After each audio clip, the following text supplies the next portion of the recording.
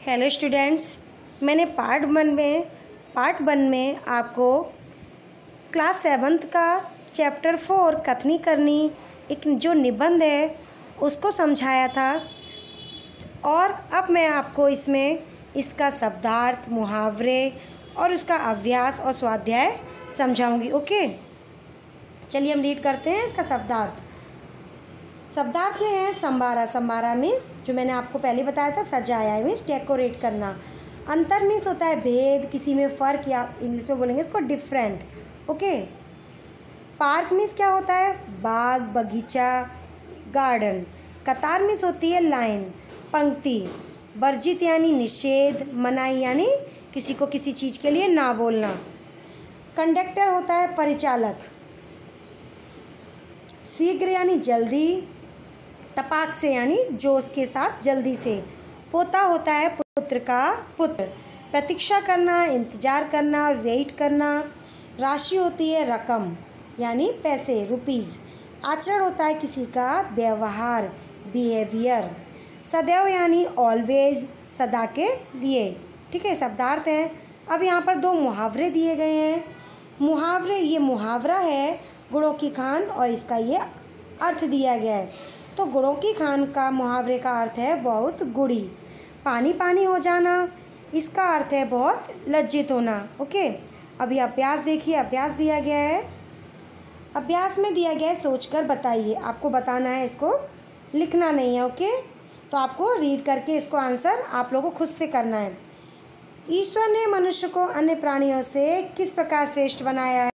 ये मैंने आप लोगों को स्टार्टिंग में ही समझाया था कि मनुष्य को श्रेष्ठ क्यों बनाया, क्योंकि मनुष्य को क्या दिया है? सोचने समझने की शक्ति दी है, और अन्य प्राणी से इसीलिए मनुष्य श्रेष्ठ है। ओके,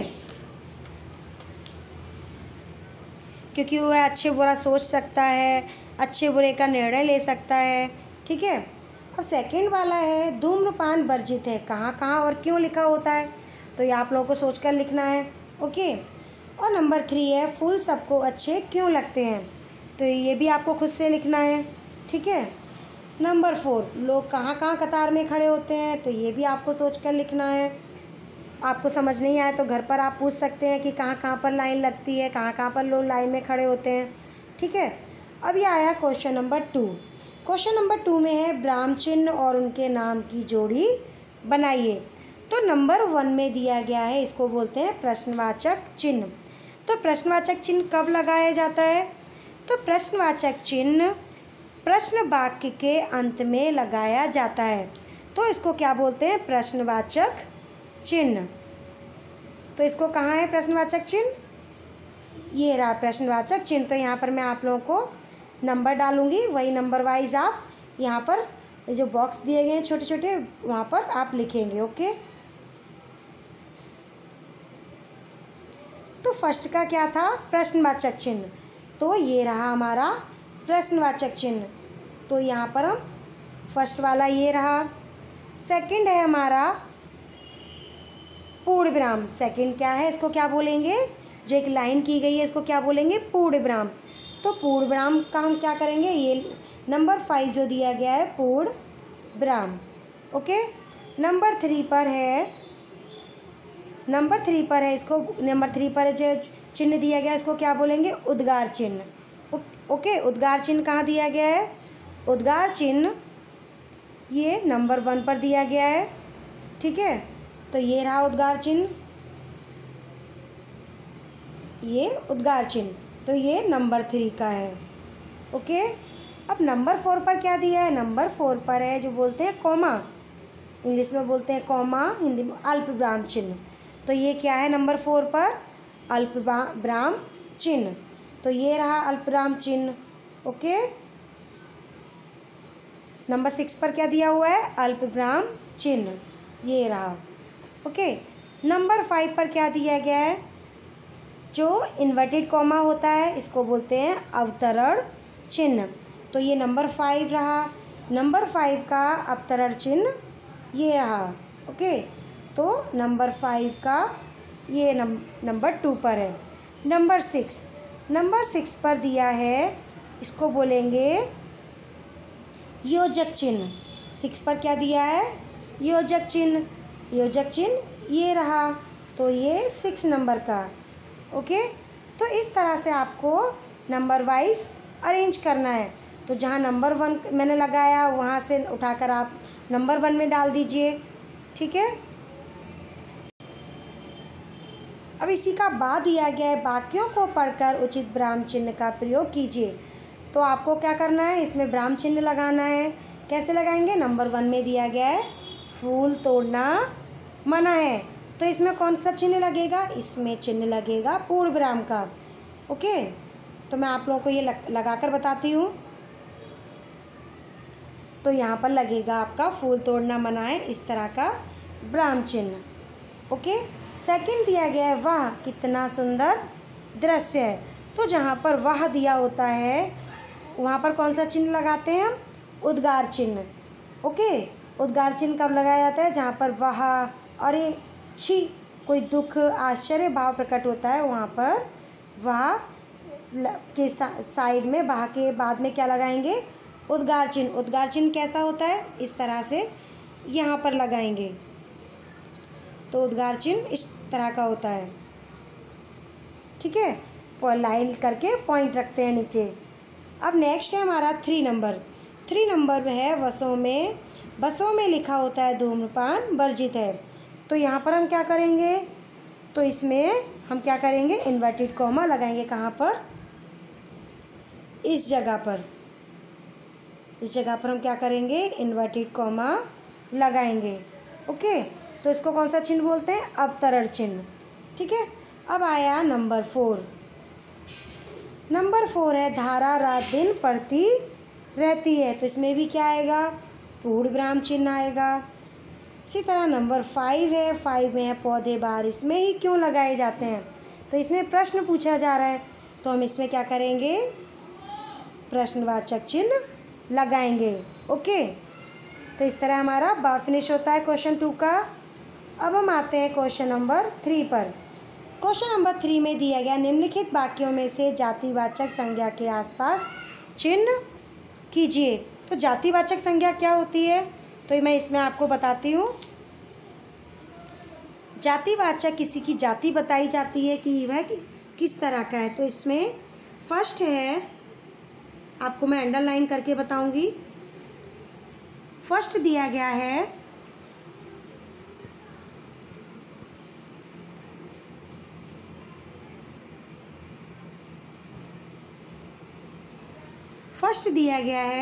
मनुष्य अन्य प्राणियों से श्रेष्ठ है। तो इसमें जातिवाचक कौन सा है, मनुष्य। नंबर 2 है हमारा शिल्पा ने 4 पौधे खरीदे। शिल्पा ने क्या खरीदे, पौधे। तो ये जातिवाचक है। नंबर 3 है शहर के लोग सुबह शाम टहलने जाते हैं। कहाँ के लोग जाते हैं, शहर के लोग। शहर क्या एक जाति है। 4 है फूल सबको अच्छे लगते हैं। सबको क्या अच्छे लगते हैं, फूल। ओके, तो ये सब मैंने अंडरलाइन किया है, ये सब क्या है, जातिवाचक संज्ञा है।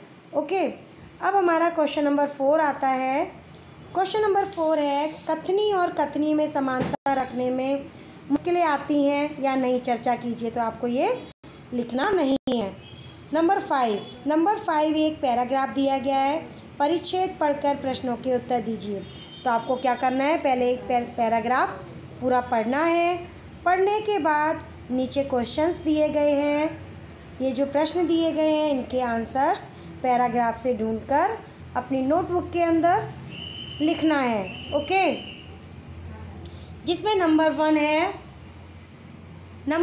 हम पर किस किस का ऋण है। तो ये आंसर भी आपको मिलेगा, हम पर किस किस का ऋण है। ओके, सेकंड है माता का ऋण हमें क्यों अदा करना चाहिए। तो ये भी सारे क्वेश्चंस आपको क्वेश्चन रीड करके आंसर आप लिखना। ओके, अब नेक्स्ट आया स्वाध्याय। ठीक है, स्वाध्याय में देखिए क्या क्या दिया गया है। स्वाध्याय में क्वेश्चन नंबर 1 में बोला है अंदाज अपना अपना। तो इसमें क्या लिखा हुआ है, कथनी और करनी में अंतर विषय पर अपने विचार लिखिए। तो जिस तरह से मैंने आप लोगों को चैप्टर समझाया था उसमें मैंने बताया था कि कथनी और करनी में अंतर क्या क्या होते हैं। तो आपको क्या करना है, इस विषय पर अपनी लैंग्वेज में लिखना है, ठीक है। अपनी विचार लिखने हैं आपको नोटबुक के अंदर। क्वेश्चन नंबर 2 है, कथनी और करनी में अंतर विषय पर आपके दोस्त ने जो विचार लिखे हैं उन्हें पढ़िए। तो ये आपका पढ़ने का है, इसको लिखना नहीं है। एंड नंबर 3 है, करके दिखाइए। तो ये क्या करना है आप लोगों को, इसमें कोष्ठक में दिए गए शब्दों को उचित क्रम में रखकर उदाहरण के अनुसार वाक्य बनाइए। तो आपको क्या करना है, इसमें से एक सेंटेंस तैयार करना है, एक वाक्य पूरा बनाना है, शब्दों को ले लेकर एक पूरा वाक्य तैयार करना है।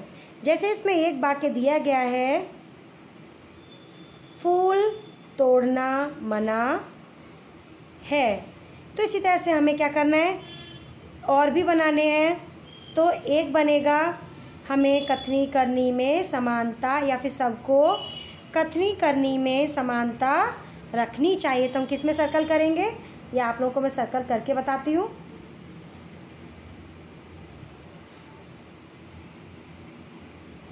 तो इसमें आएगा, 1 मिनट,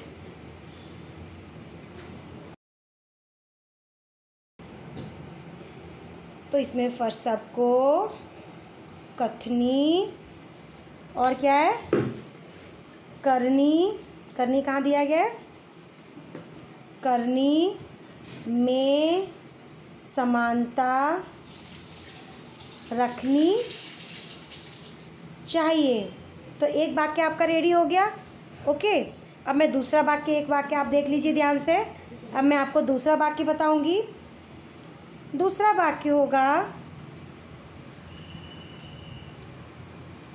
बे कहीं से अच्छे पौधे लाए।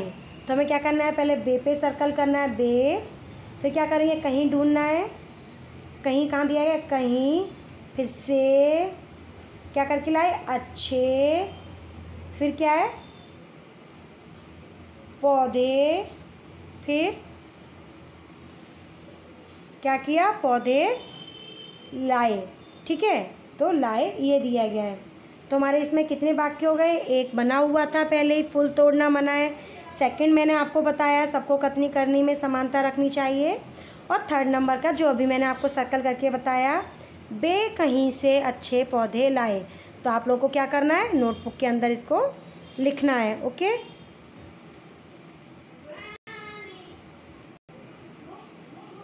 नेक्स्ट हमारी ये भाषा सज्जता आती है। भाषा सज्जता क्या होती है, ग्रामर होती है। तो इसमें मैं आपको रीड करके बताती हूँ। चलिए हम पढ़ते हैं। इसमें क्या दिया गया है, राम जी भाई ने भैंस खरीदकर दूध घी बेचा और इसके गोबर की गोबर की खाद से खेतों की उपज भी बढ़ाई। यह तो आम के आम गुठलियों के दाम वाली बात हुई। तो इसमें आप लोग रीड करेंगे पूरा। मैंने आपको एक लाइन मीन्स एक पैराग्राफ छोटा सा रीड करके बताया है। तो इसमें कहावतें बताई गई हैं, जो हम कहते हैं कि कहावतें होती हैं। जैसे इसमें बताया गया, आम के आम गुठलियों के दाम, ये क्या है, कहावत है। तो ये सारा आप पढ़ेंगे। उसके बाद देखिए नीचे कहावतें दी गई हैं, फिर उसका अर्थ बताया गया है। पहली कहावत क्या थी, आम के आम गुठलियों के दाम। तो इसमें क्या होगा, दोहरा लाभ होना, ठीक है। सेकंड पैराग्राफ में दिया है, जैसी करनी वैसी भरनी। तो इसमें कर्मों के अनुसार फल मिलना, जैसे हम कर्म करेंगे हमें वैसा ही फल मिलेगा। थर्ड पैराग्राफ में है, सांच को आँच नहीं, सच्चे व्यक्ति को कोई भय नहीं होता, ठीक है। फिर आगे नीचे पैराग्राफ में होगा, काला अक्षर भैंस बराबर, यानी बिल्कुल अनपढ़ होना, ठीक है। ये भी आप अपनी नोटबुक के अंदर लिखेंगे। नेक्स्ट दिया गया है, इसमें निम्नलिखित वाक्यों को पढ़कर रेखांकित शब्दों को ध्यान से देखिए। आपको देखना है, उसको रीड करना है और अपनी नोटबुक के अंदर फिल करना है, ठीक है। इसमें दिया गया है, हमें अहिंसा के पथ पर चलना चाहिए। तो इसमें जो जो अंडरलाइन दी गई है उसको आपको देखना है। ये सब क्या है, ये सब भाव बताए गए हैं कि, और ये सब किस में लगाए जाएंगे, भाववाचक संज्ञा है ये सब। तो इसमें नीचे दिया गया, उपयुक्त वाक्यों में रेखांकित शब्द क्या हैं, अहिंसा, चढ़ाई, विनम्रता, शांति, दया, प्रेम, क्षमा, गुण, दोष, भाव, दशा आदि का बोध कराते हैं। तो सब क्या है, ये सब क्या कहलाते हैं, भाववाचक संज्ञा कहलाते हैं। देखिए भाववाचक संज्ञा की यहाँ पर डिफाइन दी गई है। जो शब्द गुण, दोष, भाव, दशा आदि का बोध कराते हैं वे क्या कहलाते हैं, भाववाचक संज्ञा।